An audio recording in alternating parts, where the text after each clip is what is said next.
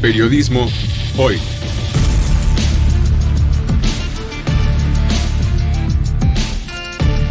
Avatares, riesgos y transformaciones del oficio de informar.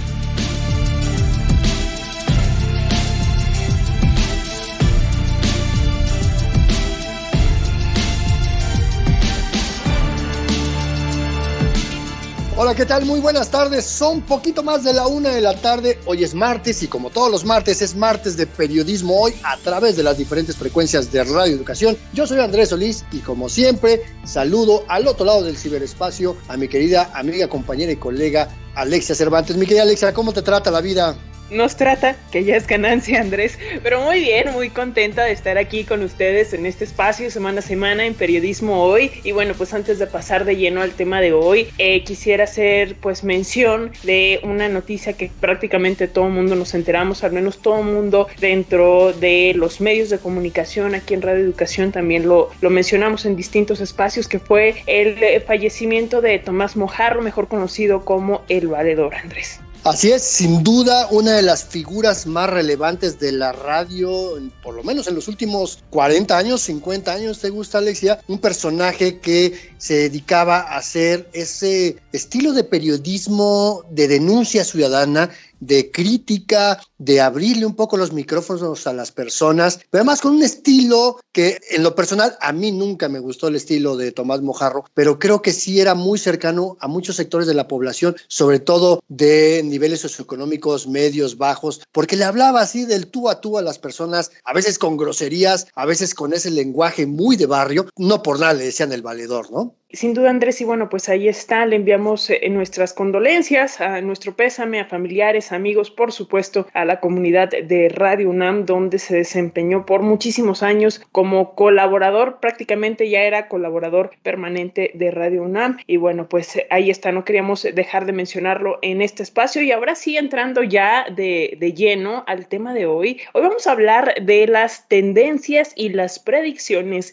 en el mundo del periodismo para este año 2022. No nos las vamos a sacar de la manga. El Instituto Reuters publicó ya los resultados de un informe, de un estudio sobre este tema en cuanto a medios, tecnología, periodismo para este año. Este informe fue elaborado en conjunto con el periodista Nick Newman de Newman's Lab, en el que se señala, entre otras cosas, a mí esto me pareció muy, muy interesante, que hay una tendencia preocupante en torno a la pérdida de atención por las noticias. Así es, y fíjate que desde hace varios años el International Center for Journalists y la Asociación Mundial de Periódicos, la UAN, habían estado elaborando cada año este tema de las tendencias del periodismo, igual que el Instituto Reuters, y creo que no es de sorprendernos que haya organismos que al mismo tiempo que son medios de información como Reuters o la UAN, que agrupa a cientos de periódicos en todo el mundo, pues también se dediquen a algo importantísimo, que es a estudiar el periodismo. El periodismo sigue siendo objeto de estudio desde las ciencias sociales. Creo que es importantísimo que esto siga sucediendo y este tipo de informes sobre las tendencias de hacia dónde se va encaminando el periodismo, Alexia, pues nos tiene que dar pistas a todos los y las periodistas en todo el mundo, pero particularmente en nuestro país, de lo que tenemos que aprender, de hacia dónde nos tenemos que mover. Y no va a ser este el único programa que le vamos a dedicar al tema. Vamos a tener un primer acercamiento a partir de este informe del Instituto Reuters, pero en la siguiente emisión vamos a tener un par de invitados de primer nivel que nos van a platicar sobre esto, pero tenemos otros temas antes que abordar. Pues sí, Andrés, el informe dice que tanto periodistas como audiencias estamos, ahí me sumo, agotados por esta pues implacable intensidad de la agenda informativa en este contexto de la pandemia, así que ¿ustedes qué opinan desde su punto de vista como radioescuchas, como audiencias? ¿Por dónde ven las tendencias, las predicciones para este 2022? De esto, de otras predicciones y tendencias vamos a conversar en este programa, pero así es, Andrés, antes de comenzar, de ir de lleno con el tema, vamos con las recomendaciones de Periotips. Periotips. Noticias y recomendaciones de la agenda periodística de hoy. Comenzamos con nuestras recomendaciones. La Fundación Gabo invita al Fondo para Investigaciones y Nuevas Narrativas sobre Drogas. Se entregarán un máximo de 18 becas de hasta $6,000 cada una a periodistas de Bolivia, Brasil, Colombia, Ecuador, México, Paraguay y Perú. La convocatoria cubre las categorías de periodismo de investigación, periodismo local, periodismo innovador y periodismo colaborativo, y las propuestas pueden plantear productos de texto, video, periodismo sonoro, fotografía o multimedia, así como propuestas que busquen desarrollar formatos periodísticos no tradicionales como la sátira periodística, el storytelling, la novela gráfica, entre otros. Se tiene hasta el día 20 de enero para inscribirse a través de la página www.fundaciongabo.org. Para más información puedes enviar un correo a jarrieta@fundaciongabo.org. El pasado 2 de diciembre, la organización Artículo 19 presentó la plataforma Archivos de la Resistencia, que recopila 5.530 documentos históricos resguardados por exmilitantes de grupos políticos, movimientos sociales y de las madres o familiares de personas desaparecidas desde fines de los años 60 a la década de 1980. Esta plataforma cuenta con documentos que van desde ficheros, informes, cartas, panfletos, fotografías y hasta notas periodísticas. Toda la información presentada fue sometida a un procesamiento que fue desde el análisis, sistematización y catalogación, lo cual permite una mejor descripción de los recursos. Esta plataforma se puede consultar a través de archivosdelaresistencia.org. Si necesitas más información, puedes enviar un correo a comunicación@article19.org. Julio Scherer García, periodista y escritor mexicano y fundador del seminario Proceso tras la salida del diario más leído en México, Excelsior. A lo largo de su trayectoria como periodista, se destacó por ser un gran conversador, siempre impulsado por la curiosidad, lo cual lo llevó a realizar entrevistas con personajes emblemáticos de la historia como Fidel Castro, Augusto Pinochet, Octavio Paz, el subcomandante Marcos e Ismael El Mayo Zambada. Todas estas entrevistas están recopiladas en el libro Entrevistas para la Historia, publicado por Proceso como un legado al periodismo. El libro Entrevistas para la Historia se puede adquirir en las librerías principales del país. Gracias por su atención a esta Noti Agenda, Periotips.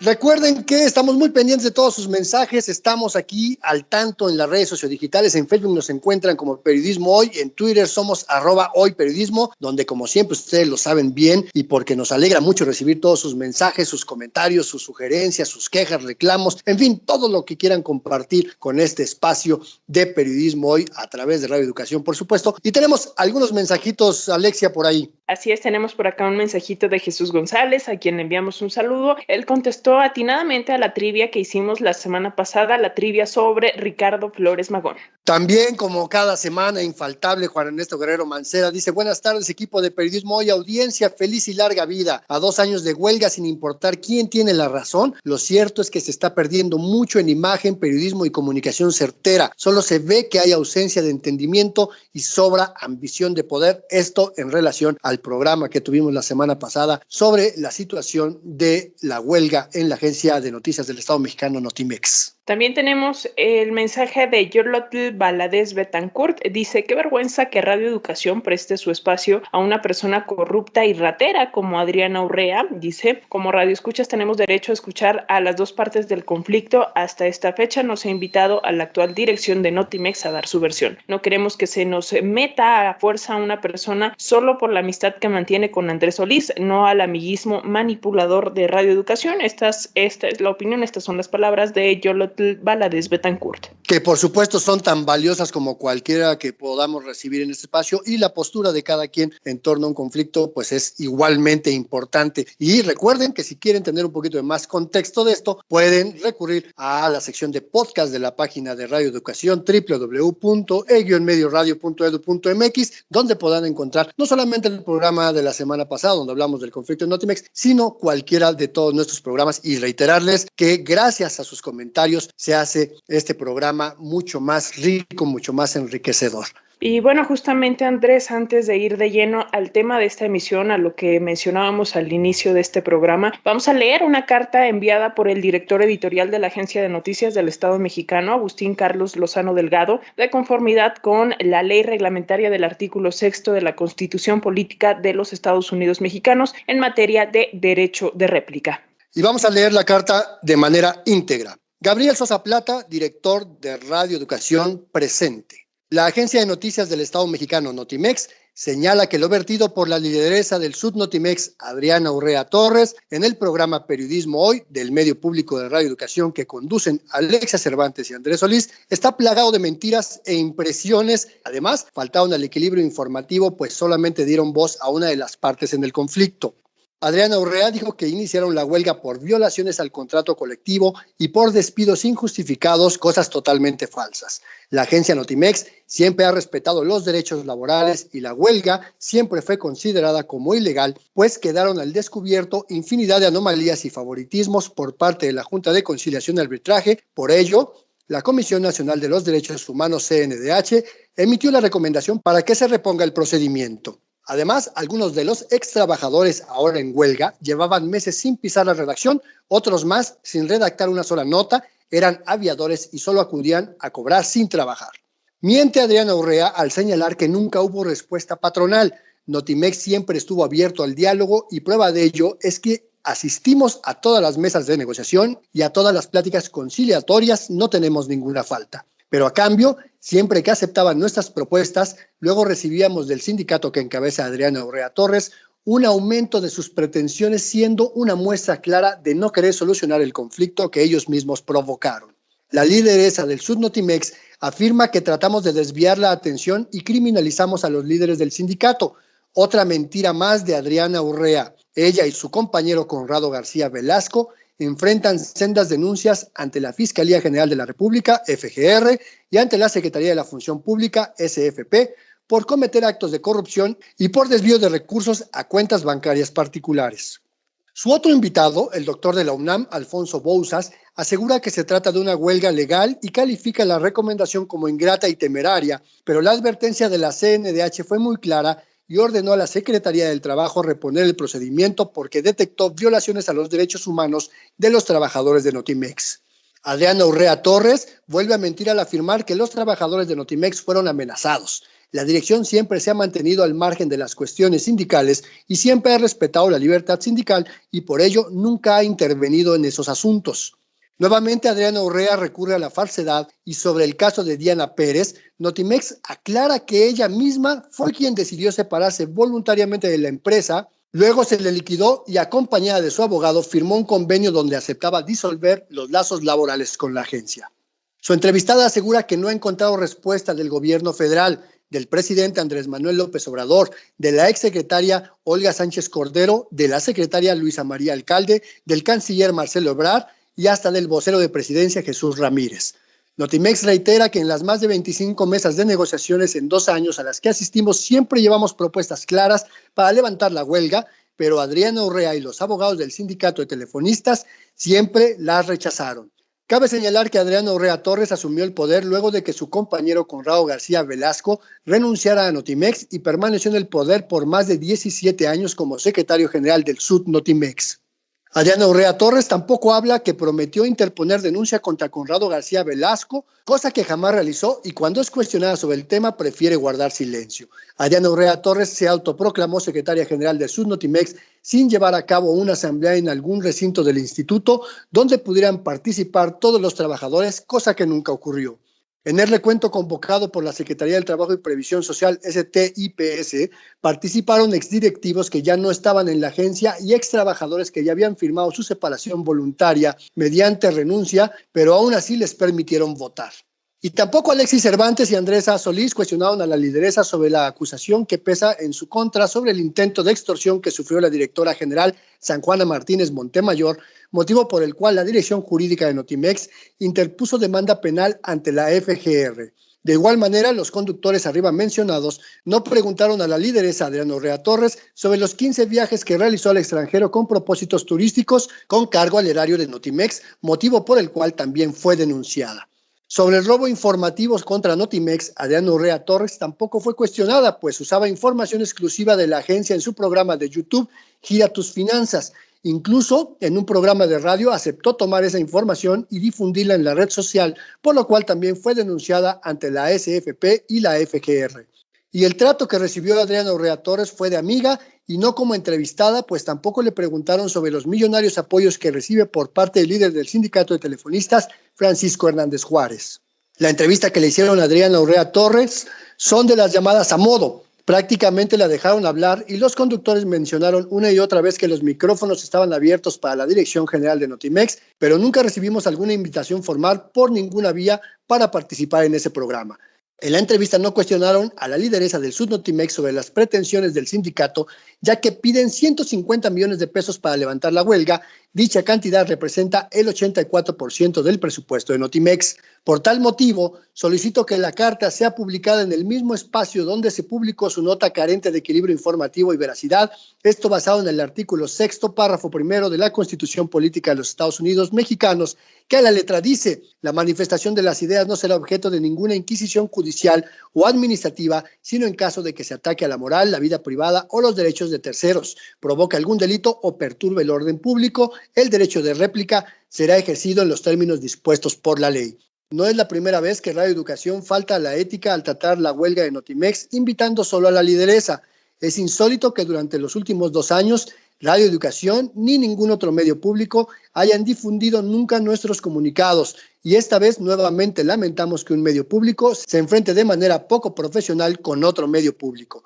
Atentamente, el director editorial de Notimex, Agencia de Noticias del Estado Mexicano, Agustín Carlos Lozano Delgado. Y en respuesta a la dirección de Radio Educación, órgano desconcentrado de la Secretaría de Cultura, el cual encabeza el maestro Gabriel Sosa Plata, contestó lo siguiente.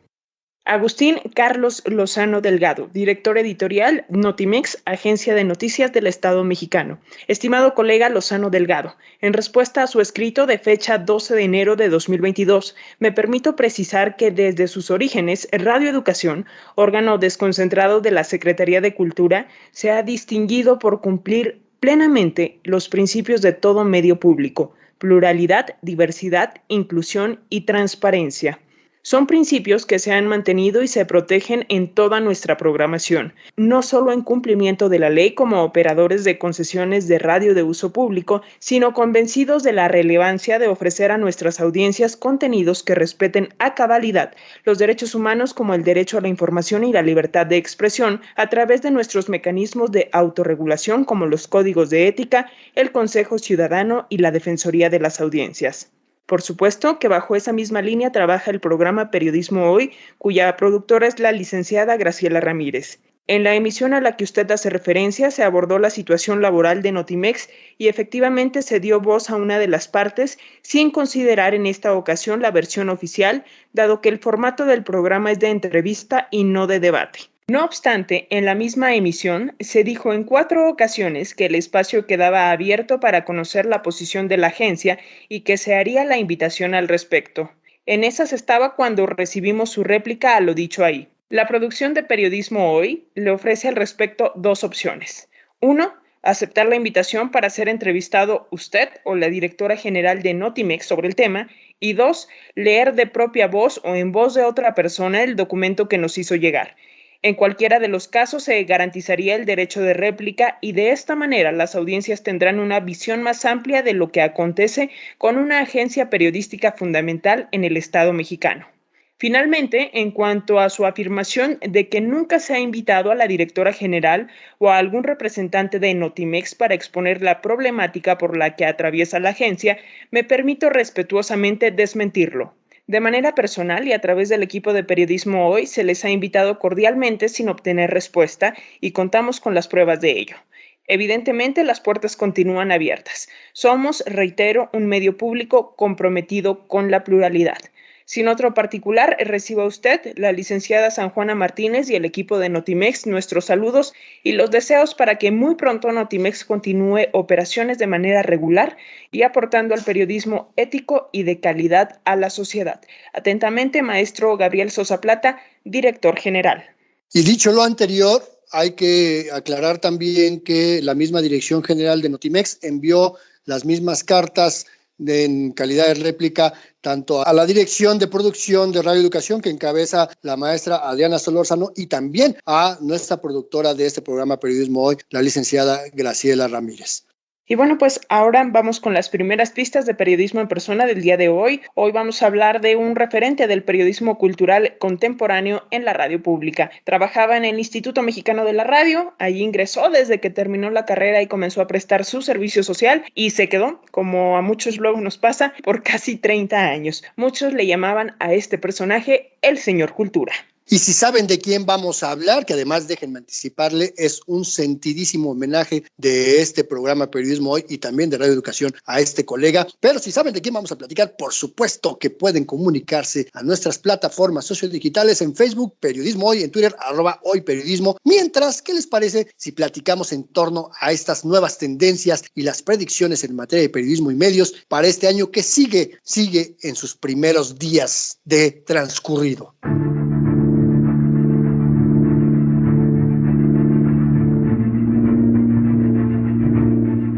Como lo anticipamos al inicio de este programa, hoy vamos a conversar en torno a las tendencias, a las predicciones que para este 2022 anticipan desde el Instituto Reuters y desde Neumann's Lab, que de entrada señalan que este puede ser el año en el que el periodismo se tome un respiro y se centre en cuestiones básicas. Bueno, suena bastante fuerte, Andrés. Eso de que se tome un respiro me suena a mí a vacaciones. No sé si son mis ganas de vacaciones, pero me parece que es un tema, híjole, pues bastante fuerte. Mira, vamos a ponerle un poquito en contexto y que no es un tema que haya nacido en el año 2021 que recién terminó, pero lo que sí es cierto es que además la pandemia por COVID-19 ha jugado un papel muy importante en la actividad económica productiva a nivel mundial y los medios de comunicación como empresas pues también viven azotadas por la pandemia, por la contracción económica, por la devaluación, por la inflación, y lo que sí pudimos ver, Alexia, es que en muchas partes del mundo también la audiencia empezó a ver hacia otros lados. Las audiencias dejaron de consumir información periodística, quizá agotadas por la implacable intensidad de la agenda informativa en este contexto de la pandemia, quizá porque las audiencias, el público lector, radioescucha, televidente, lo que ya no quiere es encender el aparato receptor o abrir una página web o las páginas de un periódico y leer lo primero que son estas noticias deprimentes, terribles de la pandemia, de que no podemos salir, que hay que seguir usando cubrebocas, que las vacunas, que la economía está muy depauperada, y bueno, pues eso hace que las personas en un tema de autoprotección y salud mental se alejen de la prensa. Sí, bueno, yo he escuchado por ahí varias de si quieres ser feliz, no escuches, no consumas noticias, lo cual, híjole, bueno, a mí no me parece una situación ideal en tiempos en los que la información rigurosa, la información confiable ha sido tan decisiva para la salud, para la seguridad de la gente, así que creo que el desafío clave, y también lo dice este informe, el desafío clave para los medios este año es captar otra vez a quienes se han alejado de las noticias y tal vez hacerlo con un nuevo enfoque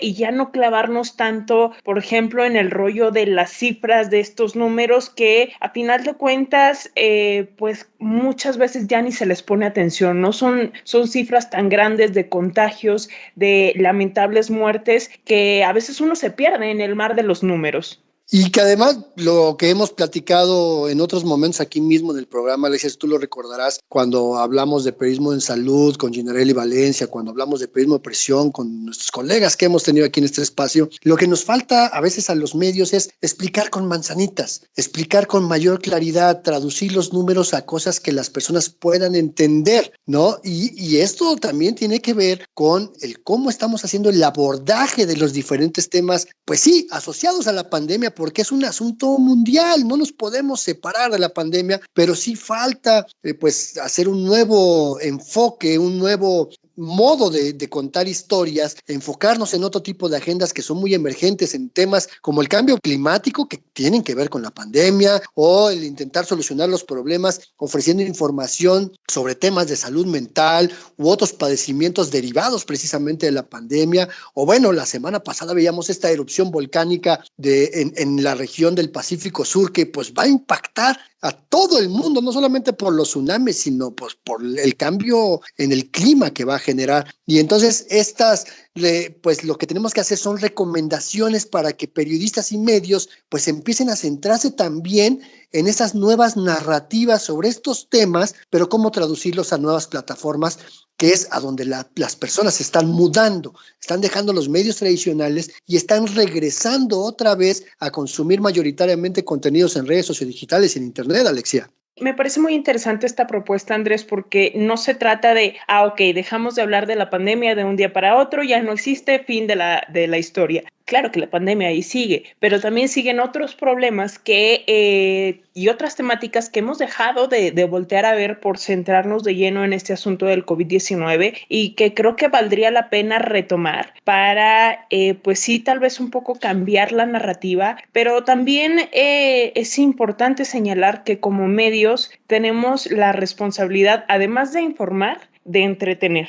Y creo que muchas veces en los medios públicos nos da un poco de miedo esa palabra, el entretener, cuando es una de las responsabilidades que tenemos para con las audiencias y ofrecer información que de verdad les sirva para solucionar problemáticas reales y no quedarnos nada más por ahí en el dicho, en la información, en lo negativo. Me recuerda mucho un programa que realizamos aquí sobre el periodismo de paz, sobre cómo hablar de las noticias y del panorama que sí está de la fregada, pero cómo hacerlo desde un punto de vista propositivo, no fingiendo que todo el mundo es color de rosa, pero dando distintos puntos de vista y soluciones para problemáticas en concreto, y ese programa está dentro de nuestro micrositio de podcast. Ahí está el anuncio, está en www.elloenmedioradio.edu.mx y creo que pudiera ser un enfoque que valdría la pena rescatar en estos momentos, Andrés, porque pues sí, también para este informe resulta interesante que entrevistaron a directivos de medios de distintas partes del mundo. Por aquí tengo la cifra exacta a cuántos entrevistaron, enseguida la decimos, y la mayoría de los encuestados considera además, otro tema que me parece importante, que los periodistas deben limitarse a informar en plataformas como Twitter y Facebook. ¿Por qué? Porque para estos directivos de medios, que un periodista tenga otros perfiles, es que de verdad me parece muy interesante y me asombra. Que un periodista tenga perfiles en medios como TikTok o como Instagram les quita seriedad. Y además, estos directivos de medios argumentan que les preocupa que los periodistas publiquen sus opiniones personales porque dicen que puede minar la confianza y la credibilidad del público en el medio de comunicación.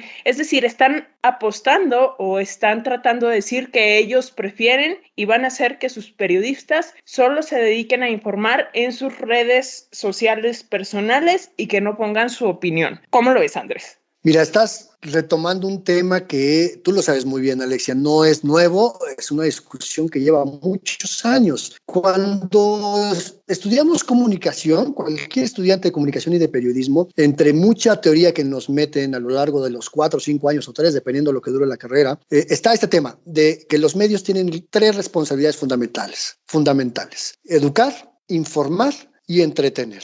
Los medios en general. Ahora, los medios periodísticos contribuyen a la educación, aunque no necesariamente educan, ¿no? Para eso, pues tenemos otro tipo de programas dentro de los medios, ¿no? Uno de ellos es este programa, Periodismo Hoy, que lo que hace es tratar de contribuir a la alfabetización periodística de las personas. Es una manera de educar, pero no de decirles verdades absolutas, por supuesto, ¿no? Está la parte de la información, claro, las noticias, la información que es de interés público, y este tema del entretenimiento, porque también entretenemos. Este programa también busca entretener. no solamente dar información útil, no solamente dar información que pueda darnos nuevos horizontes, también queremos entretener y divertirnos y por eso de repente también chacoteamos. Creo que es valioso lo que tú dices, Alexia, de no tenerle miedo a la palabra entretenimiento, porque el entretenimiento no tiene que ver con este tema de la farándula o los espectáculos o los chistes, el estandopeo o de ese tipo de cosas que pues rayan en el asunto del influencer. Empiezo esto porque justamente voy a la otra parte de estas tendencias, porque efectivamente los dueños de los medios enfrentan el miedo permanente a tener periodistas autónomos y con capacidades de gestión propia, es decir, de ser una marca. Y los periodistas también somos una suerte de marca personal. Yo en el 2008 tuve la oportunidad, Alexia, de estar en la reunión de la World Association of Newspapers, la Asociación Mundial de Periódicos, donde están los dueños de los medios más grandes del mundo. Y andaba yo ahí de metiche, reporteando. Y me acuerdo que en una conferencia, te estoy hablando de 2008, Ale. En una conferencia en donde expertos en periodismo digital de ese entonces hablaban de la importancia de la capacitación y de la formación de periodistas en medios digitales, y la respuesta de los directivos de los medios, de los más grandotes del mundo, los que te puedas imaginar, pero su respuesta fue la siguiente: nosotros no queremos capacitar a nuestros periodistas porque después se van a ir a otro lado. Te estoy hablando de hace casi 14 años. Y ese miedo de los dueños de los medios a fortalecer las capacidades de sus periodistas sigue vigente. Tienen miedo de que los periodistas estén mejor entrenados porque primero creen que se van a ir a la competencia y segundo porque vamos a poner nuestros propios medios y tercero viene esta parte de entonces quién es el dueño de la información que se genera, ¿no? ¿El periodista o el medio? Bueno, los periodistas generamos nuestra propia información y se la damos al medio para que el medio pues genere ingresos económicos, por esto que se traducen de regreso pues en un salario. Pero entonces cuando un directivo dice, ok, tú puedes difundir tu información solamente en Facebook y en Twitter, porque si no le restas credibilidad y seriedad al medio, bueno, pues ¿dónde están los memes, no? Fundamentalmente Twitter y Facebook. Y acuérdate que también hay algunos medios, incluyendo Reuters, que es el que elabora este estudio, este informe de tendencias 2022, que le prohíbe a sus reporteros tuitear la información antes de que se publique en la propia agencia, Reuters, ¿no? Que es una de las agencias más grandes del mundo. Y entonces pedirle a los periodistas que no tengan cuentas de TikTok, que no hagan videos cortos en TikTok o en Instagram, pues creo que es un error, porque es una manera de atraer también audiencias. Lo que hay que hacer es que estas periodistas, hagamos periodismo profesional y no creamos que somos influencers o estandoperos en un TikTok, ¿no? Yo creo, Andrés, también que el tema está en también diferenciar. Muchas veces periodistas no tenemos propiamente una cuenta pública, por decirlo así, por ejemplo, en Instagram, sino más bien para estar en contacto con familiares, y eso es punto y aparte. Digo, si en la cuenta te ostentas como periodista de Radio Educación, bueno, pues entonces ya ahí el sesgo es diferente. Y entiendo también que se quieran proteger por ejemplo, de discursos de odio. Claro que si un periodista en sus redes personales, por muy personales que sean, está reproduciendo un discurso de odio, eso está mal, o sea, lo corres, porque no va con los valores que un medio de comunicación, que un periodista debe transmitir, pero de ahí a que no tengas una cuenta personal, punto y aparte, en la que no te ostentes como periodista, a que no tengas una cuenta en TikTok, a que no tengas una cuenta en Instagram, pues creo que me suena hasta un poquito a censura, ¿no? Pero es un tema del cual hay que hablar. Ya tengo por acá la gráfica, es una gráfica. Vamos a compartirles por ahí el PDF de este informe. El PDF completo está en inglés, pero hay un muy buen resumen de todo este estudio en español en la página del Instituto Reuters, que también les vamos a compartir en nuestras redes sociales. Y los datos de esta encuesta en torno a esta pregunta tienen que ver con 246 líderes de medios en distintos países del mundo. El 57% dice que los periodistas deben ceñirse a compartir información sobre lo que pasa y el 38% dice que deberían poder expresar también sus opiniones personales, o sea, les dan ese chance, y hay un 5% que contestó no sé, y creo que está bueno el debate sobre este tema.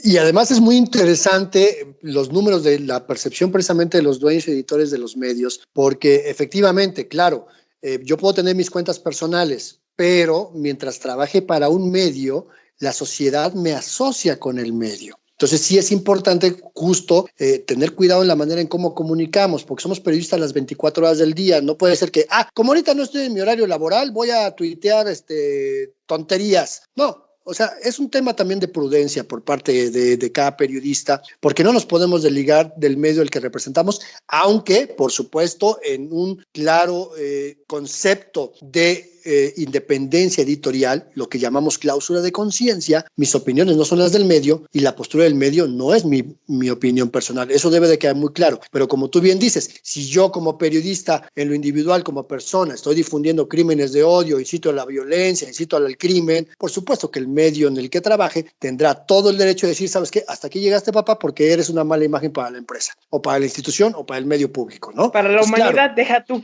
No, además, ¿no? Bueno, ya tuvimos ahí un claro ejemplo de un diputado en estos días que lo corrieron de una discusión en CNN, ¿no?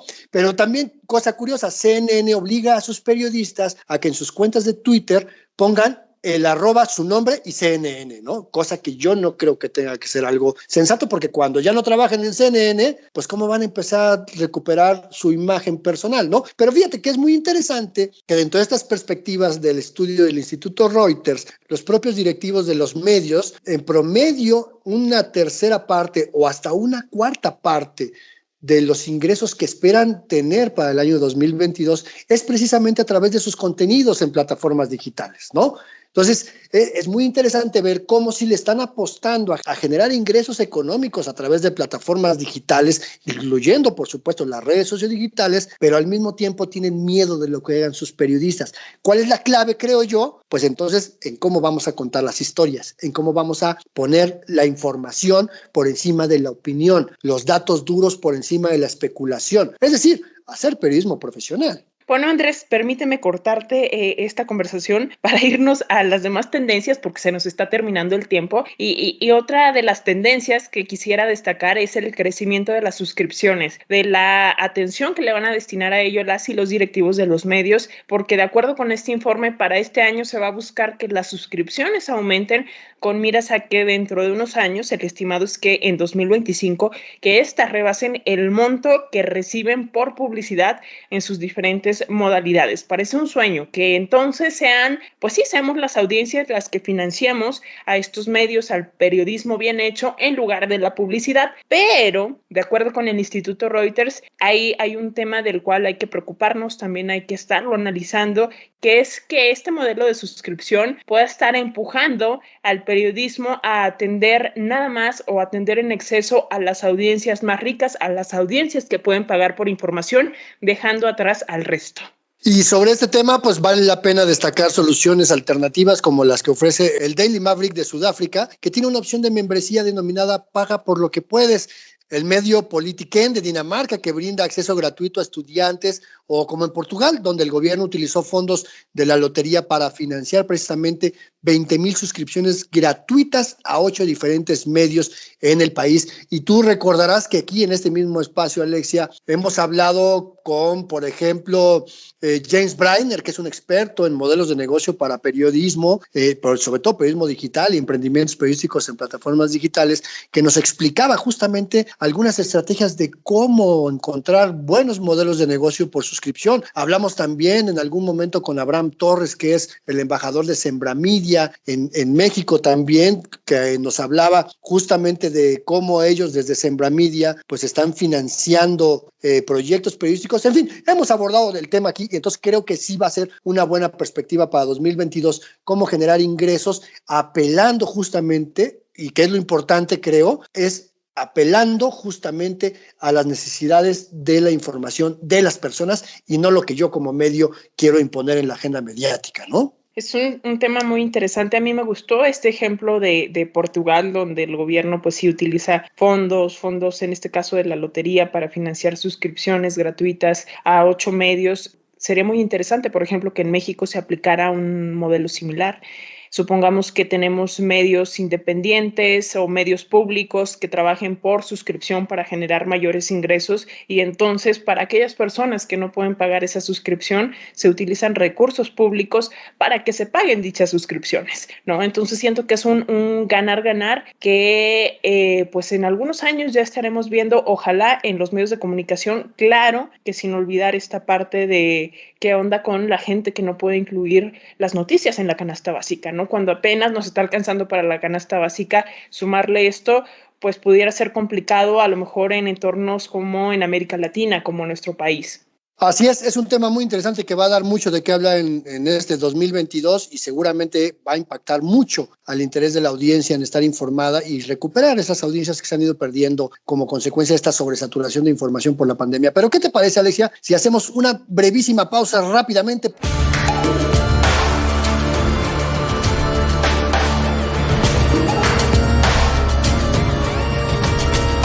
Tenemos que recordarles que estamos en Facebook, en Periodismo Hoy, y en Twitter estamos como @hoyperiodismo, donde nos pueden enviar sus comentarios y sugerencias en torno a este programa y también las respuestas a la trivia, porque en Periodismo en Persona vamos a contar la historia de un periodista recordado por programas como El Placer del Ocio, la Feria Carrusel Cultural y recientemente El Andamio, esto en nuestra institución hermana, el Instituto Mexicano de la Radio.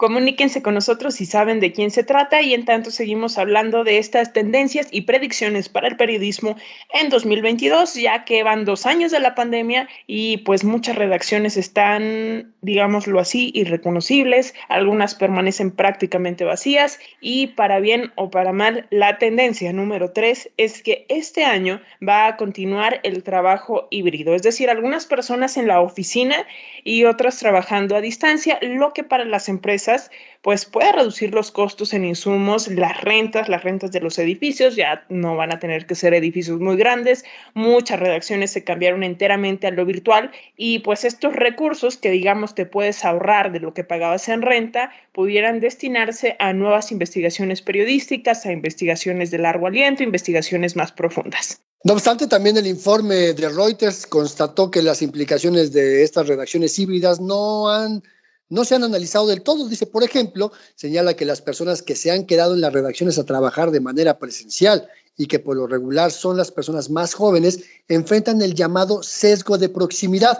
Es decir, como son las personas que dan la cara en la oficina cotidianamente, su carga de trabajo es mucho mayor que las que están a distancia, por lo que de acuerdo con Reuters se requieren reglas muy claras para el trabajo híbrido y mejor capacitación y alfabetización digital para quienes laboran desde casa, y además hay que sumarle, Alexia, que en este tema de las redacciones híbridas, quienes están saliendo a la calle, a lo mejor los medios están dejando de pagar todo esto de rentas, de luz, de bla, bla, bla, bla, bla, pero tendrían que estar invirtiendo en la salud de su personal, en la atención psiquiátrica y psicológica y en la atención médica para quienes han enfermado de COVID y sus secuelas, y de seguir equipando a sus periodistas con mascarillas, con gel antibacterial, en fin, todo esto que se requiere para evitar y reducir cualquier riesgo de contagio. Definitivamente, Andrés, y es que ustedes lo recordarán, a todos creo que nos pasó que dijimos, bueno, pues está bien 1, 2 meses de confinamiento,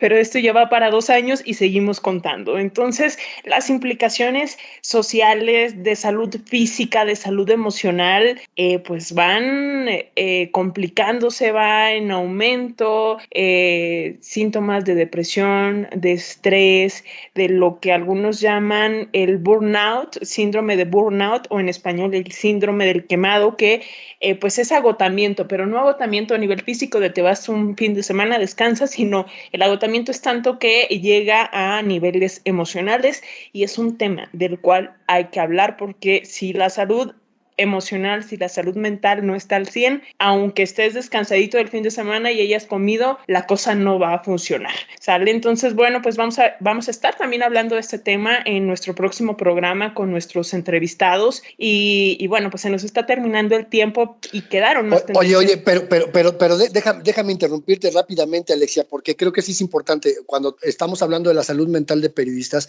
hay una implicación en la sociedad. Es decir, cuando una periodista enfrenta problemas problemas emocionales que van por el estrés postraumático, el síndrome de burnout o cualquier otro, porque tuvo una pérdida de familiar, en fin, por cualquier situación. Esto sí impacta en el trabajo periodístico, porque empezamos a ver cosas que no existen, empezamos a escuchar declaraciones que nadie hizo y lo traducimos en información, y entonces no solamente mentimos, favorecemos la infodemia. Y entonces cuando un periodista, una periodista, déjenme insistir en esto, tiene una situación emocional delicada, sí afecta el proceso de información y entonces está afectando el derecho de la ciudadanía a ser informada de manera clara, oportuna, veraz y con información importante. Sin duda, Andrés, y además uno pues va casi a trabajar en modo zombie, a cumplir por cumplir, y entonces la calidad de lo que estamos haciendo también baja. Y bueno, pues como lo decía, quedaron más tendencias por analizar, como el crecimiento en podcast, el aumento de inversión en estos formatos, y es que este año Apple y Spotify van a abrir al mercado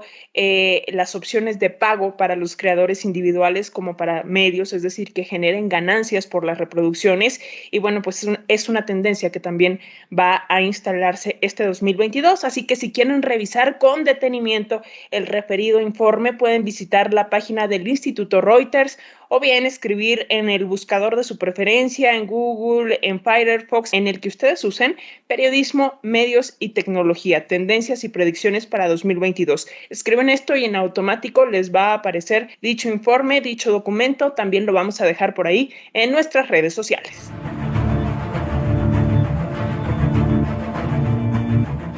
Bueno, y antes de que se nos acabe el programa, recuerden que si quieren volver a escuchar esta charla que tuvimos muy interesante sobre las tendencias 2022 del periodismo y la información para la sociedad, está disponible en la página web de Radio Educación, www.elloenmedioradio.edu.mx, en la sección de podcast, por supuesto, en el podcast de Periodismo Hoy. Y bueno, pues llegó el momento de nuestra sección Periodismo en Persona, una sección que prepara Andrés Solís y que está dedicada hoy a un referente contemporáneo del periodismo cultural en radio. Escuchen bien, ¿de quién se trata?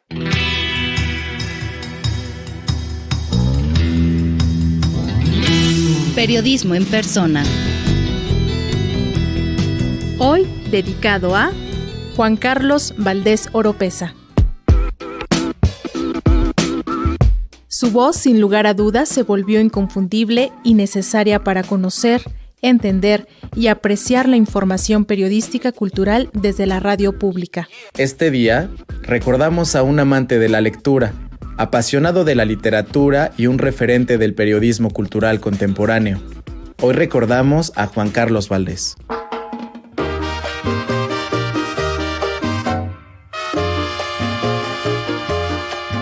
Juan Carlos Valdés Oropeza nació chilango en 1968 con una indudable inclinación por las letras, las cuales fue correteando desde la profesión de reportero. A finales de los años 80 ingresó a la Facultad de Ciencias Políticas de la UNAM para estudiar periodismo, actividad que se convirtió en la puerta de entrada a la vida cultural y al mote que lo caracterizó durante casi 30 años, el señor Cultura. Al concluir la carrera, Juan Carlos Valdés llegó a prestar su servicio social en el Sistema Nacional de Noticiarios del Instituto Mexicano de la Radio en 1994 y al concluir este trámite, logró colocarse como reportero. Desde ese momento, nunca más dejó de pertenecer al IMER, en donde realizó un trabajo fundamental, aunque también colaboró en otros medios como periodista cultural. Como suele suceder con los nuevos reporteros, Valdés Oropeza comenzó a cubrir fuentes que no le emocionaban tanto, como los espectáculos, pero también comenzó a cubrir cine y poco a poco se fue abriendo paso en los temas que le apasionaban, especialmente la literatura. Sus colegas del IMER lo recuerdan como un devorador de libros, y hay quienes dicen que en un año llegaba a leer hasta 80 títulos, gracias a que no tenía auto y aprovechaba las horas de transporte público para sumergirse en la lectura. A lo largo de casi 27 años, Juan Carlos Valdés pasó de reportero a conductor de noticias y finalmente, desde el inicio de este siglo, en 2001, como coordinador de la sección cultural de los noticiarios del IMER. Por sus micrófonos y piezas radiofónicas transitaron lo mismo personajes de la farándula que personas premiadas con el Nobel de Literatura, pasando por artistas de la plástica, el teatro, el cine, la música y cualquier expresión que motivara una reacción en las audiencias, que para eso debería de servir la cultura.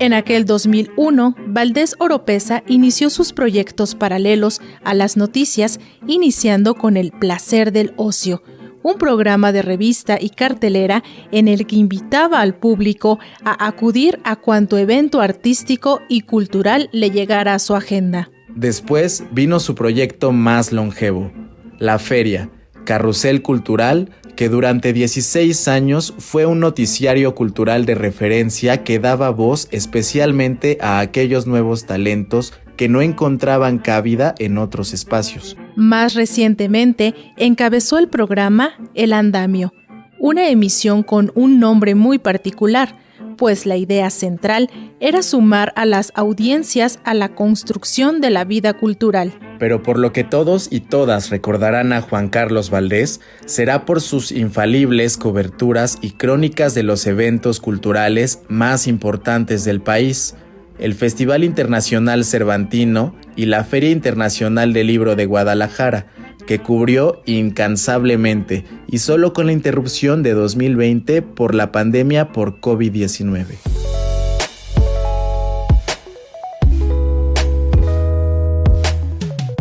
Valdés dejó este plano existencial apenas este 8 de enero de 2022, a los 53 años de edad, y con él se fue una parte importante de la narrativa cultural desde los medios públicos. Juan Carlos deja un amplio legado radiofónico que quedará como testimonio del buen periodismo y de la creatividad a la hora de contar historias de la cultura, que seguro servirá a las futuras generaciones de periodistas.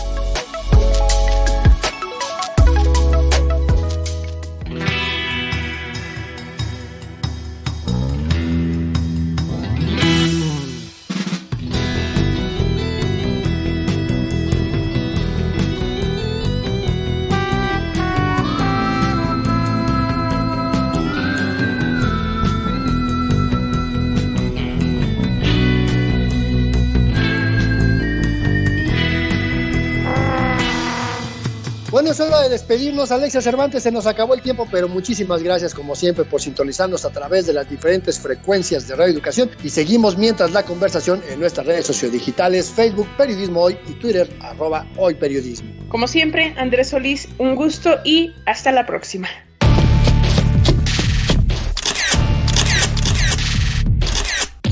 Periodismo Hoy. Periodismo es publicar lo que alguien no quiere que se sepa. Todo lo demás son relaciones públicas.